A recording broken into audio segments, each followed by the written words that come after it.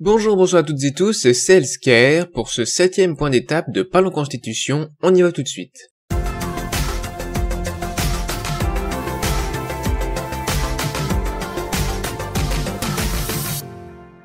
Alors, rappel, bien sûr, le point d'étape, on va très vite, on résume tout ce qui a été vu depuis tout le début de la série. Évidemment, on résume plus pour les premiers épisodes que pour les plus récents. Alors c'est parti, premièrement, l'État, et est-ce qu'il existe une constitution parfaite ?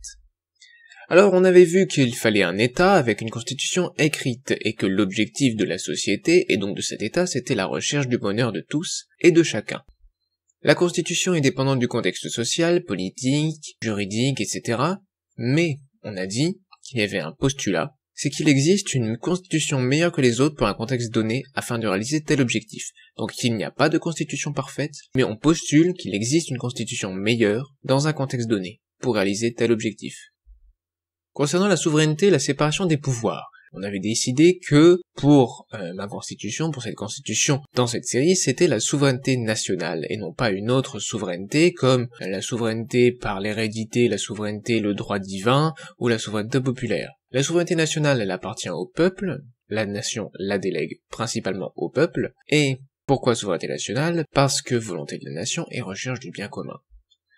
Il faut trouver un équilibre entre séparation et relation entre les pouvoirs, c'est concernant la séparation des pouvoirs. L'État est unitaire, est décentralisé et déconcentré. Même si je suis favorable à envisager plus d'autonomie, ça c'est concernant la séparation verticale des pouvoirs.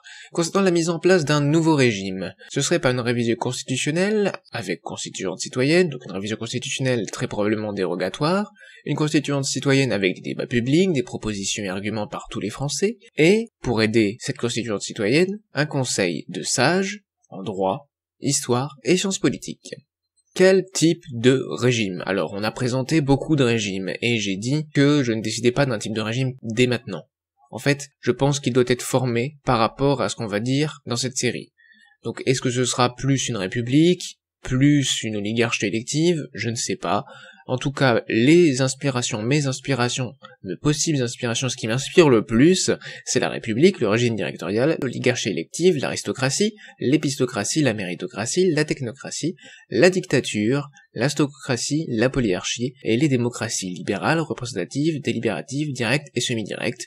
Et bien sûr, vous comprendrez tout au long de cette série pourquoi est-ce que ça m'a inspiré et où ça a pu m'inspirer, dans quelle décision, pour quelle partie de cette constitution ça a pu m'inspirer.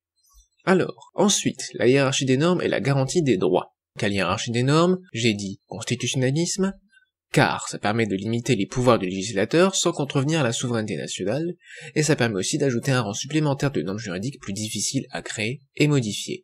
On a au sommet le bloc de constitutionnalité, en dessous le bloc de conventionnalité, en dessous le bloc de légalité, et encore, enfin, le bloc réglementaire. Il faut garantir les libertés et droits fondamentaux pour éviter les abus de pouvoir et les dérives, confère les autoritarismes et totalitarismes du XXe siècle, et pour protéger chacun de la tyrannie de la majorité. Mais attention au risque de nomocratie constitutionnelle, ou de constituant législateur. Pour comprendre ce que ça veut dire, je vous invite à aller revoir les épisodes où j'en ai parlé. Également, j'ai rejeté le droit naturel, car pour moi ce n'est pas fondé, mais ça n'empêche pas qu'il doit y avoir des droits fondamentaux constitutionnels, et pas supraconstitutionnels. Il y aurait une procédure de révision fondamentale, à la majorité qualifiée du peuple, avec une même initiative que la révision constitutionnelle, un suffrage universel direct, individuel, égal et secret, des conditions de recevabilité que sont le caractère général, impersonnel et bénéfique pour l'individu, et une limite du nombre d'articles modifiables. Bien sûr, les détails sont dans l'épisode où j'évoque cette procédure de révision fondamentale qui vient justement modifier les droits fondamentaux. Quel droit garantir ? C'est au peuple de décider. Et il y a bien sûr un juge constitutionnel et, d'une certaine manière, en partie le juge administratif, qui garantit le respect des libertés et droits fondamentaux.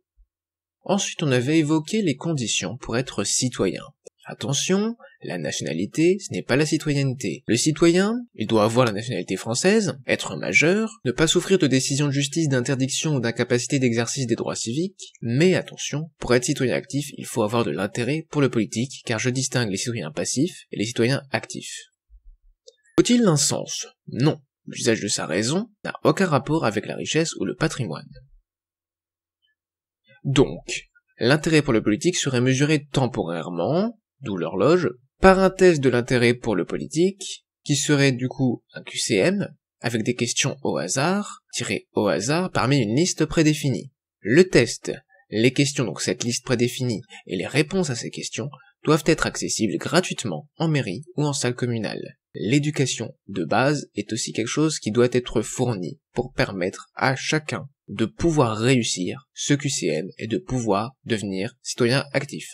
En cas de réussite, on obtient l'attestation de l'intérêt pour le politique et on devient citoyen actif. La commission du test de l'intérêt pour le politique crée, puis révise les questions, réponses et explications du test. Sa composition, c'est le président de la Cour constitutionnelle, 5 juristes, 5 philosophes, 5 politistes, 5 historiens et un scientifique de chaque domaine scientifique tirés au sort. La commission se réunit tous les 5 ans pendant 1 an, ses décisions sont prises à l'unanimité, et il existe un RIC spécifique, donc RIC, référendum d'initiative citoyenne, pour dissoudre la commission, sauf son président. Et également un référendum d'initiative citoyenne active, un RICA, pour abroger les questions, une ou plusieurs questions. Enfin, on était passé sur le pouvoir législatif. On avait dit que le rôle du pouvoir législatif c'était de chercher à faire les meilleures normes obligatoires, générales et impersonnelles s'appliquant à toute la société, donc des lois. Les lois doivent pouvoir être révisées, car des erreurs sont possibles et le contexte évolue. Mais, par contre, car il y a la poursuite de notre objectif, les lois devraient devenir de plus en plus permanentes, puisqu'on vise quoi? On vise une constitution et des lois, par suite, qui permettent d'avoir un idéal qui est de permettre à tous et à chacun la recherche de son propre bonheur. Le Parlement est composé d'assemblées pour un débat raisonné d'idées différentes. Ces assemblées sont la Chambre de législation courante, l'Assemblée nationale, une Chambre de législation unanime, la Chambre des sages, et le Conseil scientifique qui dispose notamment du préavis de veto et du veto scientifique. Le travail législatif est effectué par l'Assemblée nationale pour les lois ordinaires et pour la détermination de la politique de la nation en relation avec le gouvernement.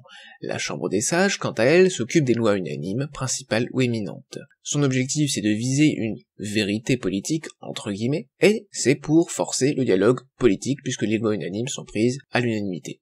Le Conseil scientifique, lui, veille à ce que les lois ne soient pas en contradiction avec les connaissances scientifiques. Concernant le contrôle, le pouvoir de contrôle, le rôle de contrôle de ces assemblées, c'est exercé par l'Assemblée nationale et la Chambre des sages, pas par le Conseil scientifique. Le contrôle, c'est du contrôle information et du contrôle sanction. Contrôle est politique, bien sûr. Et le contrôle sanction est principalement effectué par l'Assemblée nationale. L'évaluation des politiques publiques, qui relève plus d'une évaluation, disons, plus administrative ou scientifique, c'est par l'Assemblée nationale et le Conseil scientifique. Le Conseil, le rôle de conseil, est évidemment du ressort du Conseil scientifique uniquement, qui est là pour conseiller concernant des choses scientifiques, et notamment pour faire en sorte que les lois correspondent bien aux connaissances scientifiques. La primauté de la loi unanime sur la loi ordinaire. En fait, les lois unanimes, principales éminentes, ne peuvent être changées que par la Chambre des sages, sauf une exception, en cas de situation exceptionnelle. La Chambre des sages décide à l'unanimité des votes exprimés, donc pas à l'unanimité des sages, et sur une demande motivée du gouvernement, du chef d'État ou de l'Assemblée nationale, qu'un autre législateur décide qu'un autre législateur, l'Assemblée nationale ou le gouvernement habilité par l'Assemblée nationale, ce qui devra être précisé par la demande, que cet autre législateur pourra changer la loi, une loi unanime, principale ou éminente. Il n'y a évidemment, du coup, pas d'autodemande de la Chambre des sages. Et il y a saisie automatique de la Cour constitutionnelle. Le veto scientifique qui est absolu, et le préavis de veto qui sont surtout, tout parti, d'une loi ordinaire, d'une loi unanime, principale ou éminente, ou d'une ordonnance. Il existe des dialogues entre les chambres et des travaux communs, dont la commission de conformation de la loi aux connaissances scientifiques, et également pour le contrôle d'information et l'évaluation. La Chambre des sages est élue par des citoyens actifs à la proportionnelle nationale, la plus forte moyenne selon la méthode de Jefferson, avec un seuil électoral de 4%. L'Assemblée nationale, c'était une élection par des citoyens actifs, avec, d'une part, pour au moins 50%, une proportionnelle nationale, donc la même chose, avec une méthode de Jefferson, un seuil électoral de 4%, et le reste, donc à peu près 50%, par circonscription, avec la méthode de Borda modifiée pour inciter le classement au maximum. Le conseil scientifique, ses membres sont tirés au sort selon les professions qui correspondent au domaine scientifique. Les bulletins types, voici des bulletins types pour un vote à la méthode Borda pour que vous vous rappeliez ce que ça signifie. Et donc ici, dans ce cas-là, modifié pour que le non-classement soit sanctionné. Alors sur ce premier bulletin, on voit que l'option C recueille 3 points, car en fait c'est un classement, hein. La méthode Borda c'est un classement, on classe les candidats. Option C obtient 3 points, option A juste en dessous obtient 1 point de moins, donc 2 points, et l'option B 1 point. Avec cette modification de la méthode Borda, le non-classement est sanctionné, ce qui fait que si on ne met par exemple que l'option A, alors l'option A n'obtient qu'un point. Si on avait classé 2 candidats, 2 options, option A et option B, l'option A aurait obtenu 2 points, et l'option B 1 point. Etc., etc. Plus on classe, plus le premier aura de points. Maintenant, autre exemple, l'exemple pour se rappeler ce que c'est que la RPSL, représentation proportionnelle à scrutin de liste, donc la proportionnelle à la plus forte moyenne selon la méthode de Jefferson. Si on prend au moins la moitié des députés de l'Assemblée nationale, soit 289 sièges à pourvoir, si on ne change pas bien sûr le nombre de députés par rapport à ce qu'il y a actuellement au moment où je vous parle. On imagine du coup 100 000 suffrages exprimés pour simplifier. Voici ce que ça donnerait, par exemple, avec 24% pour l'option A, 29% pour l'option C, 4% pour l'option D, etc. Voici ce que ça nous donnerait, avec 288 qui restent à répartir, et les 289 répartis comme suit. On observe que 4%, ça donne ici 11 sièges. C'est le minimum qu'on peut obtenir avec une représentation proportionnelle à scrutin de liste, dans ce cas-là, avec bien sûr le seuil électoral qui est de 4%. Continuons maintenant sur le pouvoir législatif avec l'élaboration de la loi. L'élaboration d'une loi courante par l'Assemblée nationale tout d'abord. Et avant ça, j'aimerais quand même rappeler que les détails sont dans les épisodes 26 et 27. Ici, on n'a pas le temps, on peut pas tout revoir. Premièrement, l'initiative est au gouvernement, aux députés et aux citoyens. Il y a avis du Conseil d'État, qui est plus large qu'actuellement. Le dépôt sur le bureau de l'Assemblée nationale est effectué, il y a copié 2 autres assemblées. Il y a un délai de 6 semaines entre le dépôt et la discussion en séance. Le travail en commission permanente s'effectue ensuite avec une limite du nombre de commissions plus haute, ou bien sûr le travail peut s'effectuer en commission spéciale. Il y a des amendements qui sont par le gouvernement, les députés et les citoyens. Attention aux conditions de recevabilité, un lien, etc. L'opposition du gouvernement également est possible. La commission, après le travail en commission, donc avant et pendant les séances publiques. L'irrecevabilité financière existe, sauf pour le gouvernement. Il y a la suppression du vote bloqué, donc la procédure du vote bloqué qui est prévue à l'article 44 alinéa 3 de la Constitution. Le 49.3 est gardé, il est possible une fois par session. Et également, le temps pour la motion de censure est multiplié par 2 par rapport à aujourd'hui pour revenir à ce qu'il y avait avant, c'est-à-dire 48 heures. Il y a promulgation par la chef de l'État des lois qui ont été votées, avec le contre-seing du ou des chefs de gouvernement et des ministres concernés. L'ordre du jour est changé, maintenant c'est un cas pour le gouvernement seulement.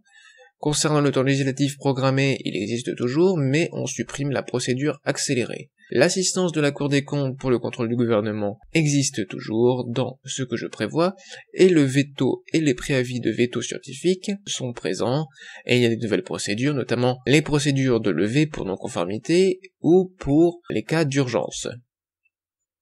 Les différences quand c'est pour une loi unanime, principale ou éminente par rapport à ce que je viens de dire, et donc par la Chambre des sages ici, sont les suivantes. L'initiative, on ajoute les sages. Le dépôt s'effectue par contre sur le bureau de la Chambre des sages. La limite du nombre de commissions permanentes est différente.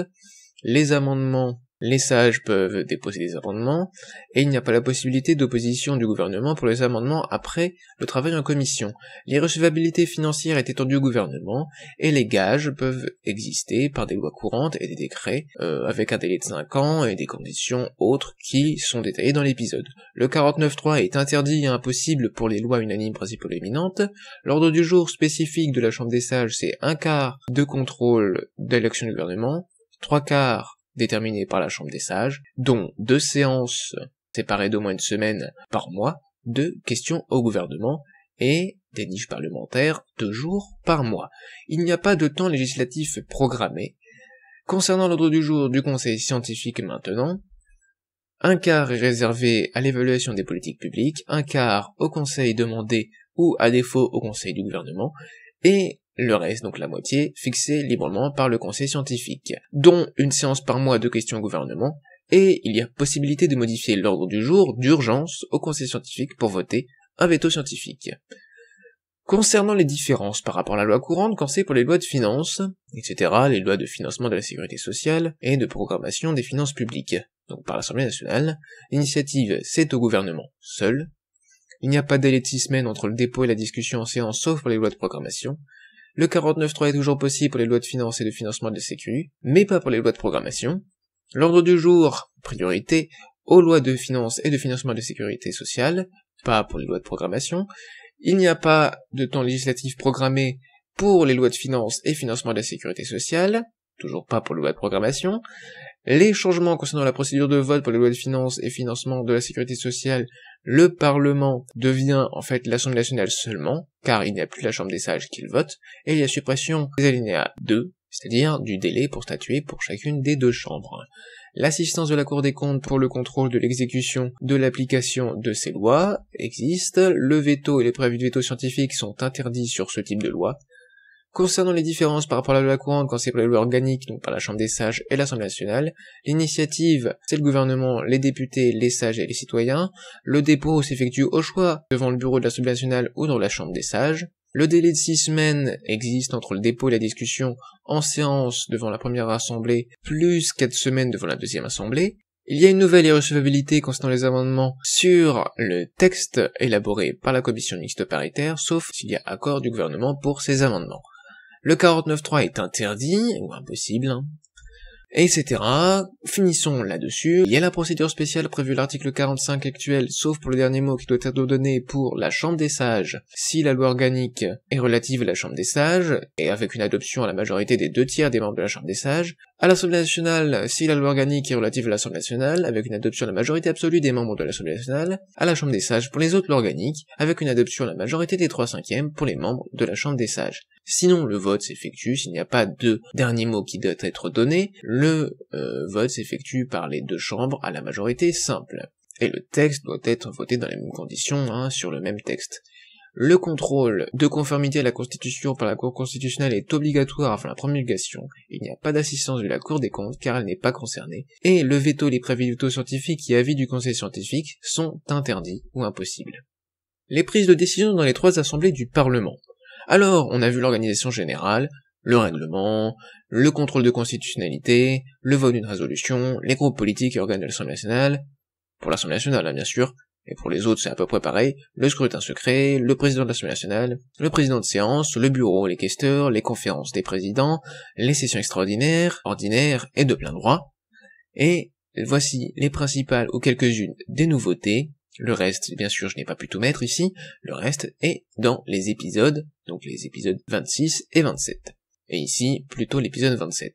Il y a des nouvelles procédures de vote en commission et en séance, dont la méthode Borda revisitée, avec le vote modifiable, et des majorités spéciales possibles, etc.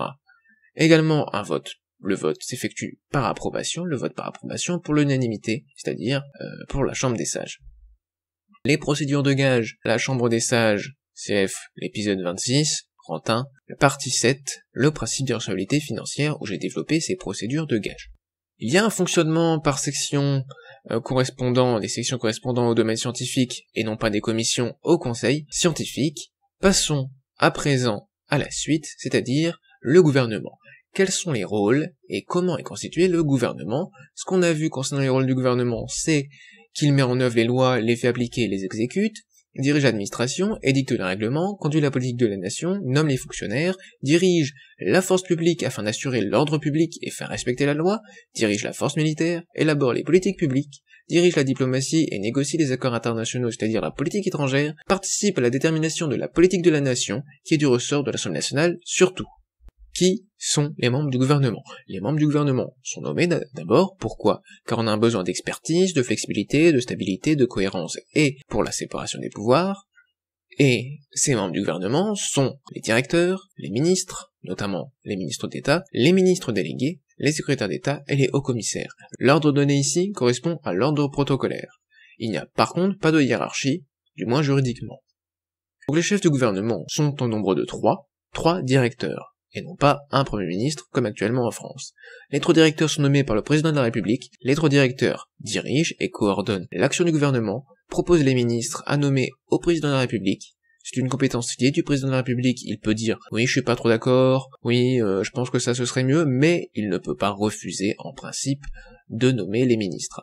Les directeurs président à tour de rôle le gouvernement, c'est-à-dire le Conseil des ministres et les conseils de défense principalement, selon une rotation mensuellement égale chaque année. Pour les détails, je vous invite bien sûr à aller vérifier l'épisode 28.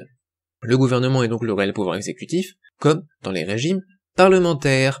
Petit résumé pour conclure ce point d'étape numéro 7, et on va donc donner ce que serait cette nouvelle constitution d'après tout ce que j'ai vu jusqu'à maintenant, même s'il reste encore bien sûr plein de choses à voir. Donc, ce serait un État avec une constitution écrite qui permet à tous de rechercher le bonheur, l'objectif de tous et de chacun. La nation est seule souveraine de cet État. La séparation des pouvoirs est nécessaire mais doit être proportionnée. C'est un État unitaire. Il existe un postulat qui est qu'il existe une constitution meilleure pour un contexte donné afin de réaliser tel objectif. Pour la nouvelle constitution, ce serait par une constituante citoyenne avec des débats publics, propositions et arguments par tous les Français, et un conseil de sages en droit, histoire et sciences politiques qui viendrait appuyer cette constituante citoyenne. Il faut garantir les droits fondamentaux pour protéger chacun contre tous et contre les abus de pouvoir.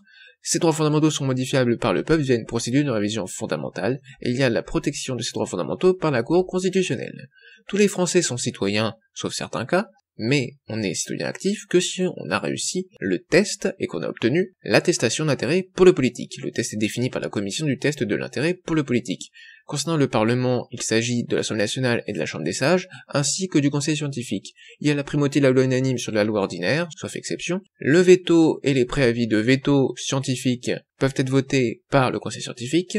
L'élaboration de la loi, je mets seulement quelques points ici, le 49.3 est gardé et il y a une nouvelle procédure de vote, notamment la méthode Borda et le vote par approbation. Le reste et les détails, bien sûr, dans les épisodes correspondants. Concernant le gouvernement, il s'agit du réel pouvoir exécutif avec à sa tête 3 directeurs.